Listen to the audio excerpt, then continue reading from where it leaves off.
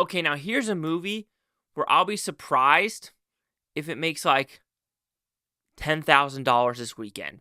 Because have you heard of the martial artists? I didn't until like 2 days ago.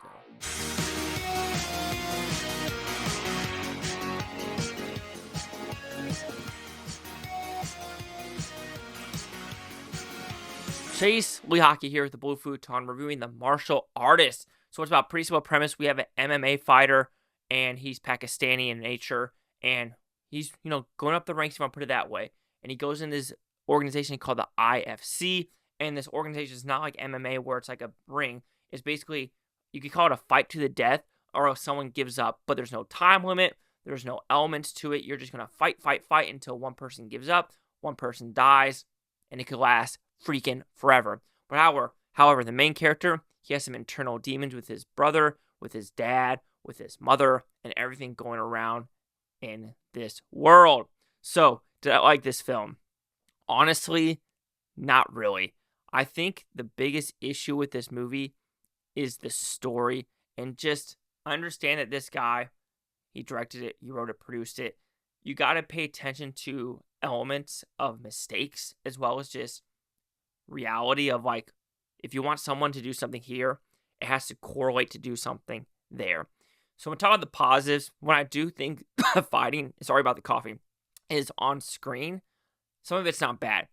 There were some editing moments here and there, some cheap editing shots, but there were some also good elements of like letting the camera play out and having some of the chokeholds, the triangle chokes actually show into fruition and some good punches. So I was like, okay, when it came to the fight sequences, I could, give it some grace because some of it was good and some of it just was like edited differently because you could tell the people on screen knew what they were doing when it came to the fighting. They did, right? So at a point, I'm like, I could give them grace. I could give it grace. And this is a very new filmmaker. I think it's his first time actually jumping behind and in front of a camera, but I could be completely wrong on that element. So I was okay with that. Some people might look at it saying it looks cheap.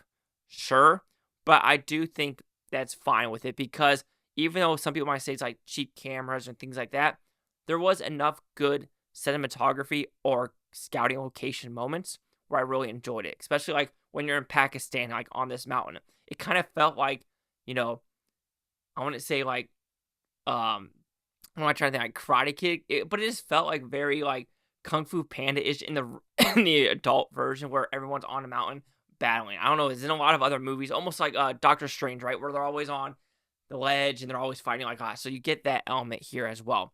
But I think the issue with, I give grace to this movie is some of the character choices, what they're trying to do. And like I said, editing and pay attention to just mistakes in the movie. Character reasons. So this guy, he's mentally messed up in the head, but it's just like the other characters involved with him. You don't have a connection. You just know if like he's a dick. He's a dick. And with that, you just don't get to know some of these characters. You're like, that's the brother. Check. That's the ex-girlfriend. Check. That's the mother. Check. That's the bad guy. Check. That's the quote-unquote master in Pakistan. Check. And that's kind of all you get. You don't get in-depth character knowledge of a lot of these people. They try to do it with, the brother and guy in charge of the gym going to this Muslim area and trying to talk about, art versus MMA and trying to like get money and things like that. But it doesn't work because of just that type of world culture and things like that, which I find interesting because isn't MMA very popular in Saudi Arabia as well? So who the heck knows? I know WWE tried to go to Saudi Arabia as well, and I know they had struggle because the women outfits and some of it's a no in those type of countries. But okay, I think the biggest fault I have with this movie is the sloppy ending. How this final fight, you really don't get to know who this guy is he's about to fight. You see him in one scene like, how dare you, and like, you're gonna really regret this, and it's like, that's it. Like, there's no like animosity between these two, and sure, that's fine. But then it feels like we go to like Machu Picchu, we go to like Peru to do this fight with one of those pyramids, right? Like the Maya pyramids, and the only people in this crowd are the two fighters. I'm gonna call it a priest on the pyramid and tiki torches, right? Okay, fine. If you're gonna do that, But you're going to show people around the world in Pakistan, the States, and other locations watching this fight. Where's the camera crew? Where's the lighting for this fight? There's no doctors on set. There's no nothing. You just have these two people fight it out. But again, you can have these two people fight out, sure. But where's the camera crew to have people in the world watch this? There's nothing. There's absolutely nothing. So at a point, that's where I'm talking about. Like, you got to pay attention to like what you want to write on script and then how you're going to do it in film. It's like, okay, I want this fight here and I want other people to look at it. How are they going to look at it? You got to think about that when you're filming movies like this, and they didn't, unfortunately, because you're just like, this is sloppy. This is very sloppy filmmaking of no one in the crew, cast, anyone raised their hand and been like, hey, I mean, I could be in the camera. I mean, I could be in the movie, right? And just film, like do kind of this like guerrilla filmmaking. And that would have worked. Just have a onesie, twosie person, like kind of not like being, I know they want to focus on the fight, but at least having the background of at least filming the freaking fight. So I know that these people in Pakistan or the States are actually watching it. It's stuff like that where I'm like, come on now. This thing got to think of just a little bit. But just things like that really held this movie down because, I mean, they tried with this movie. They probably did a lot better than I would have done my first try and go ahead. Absolutely guilty as charged. But I do think while some things I would have faltered on, especially with some of the fight choreography, for sure, I would have at least had some elements of like, you know, we have to have this plus this to equal this for the movie to actually work. And I don't think they really thought about that.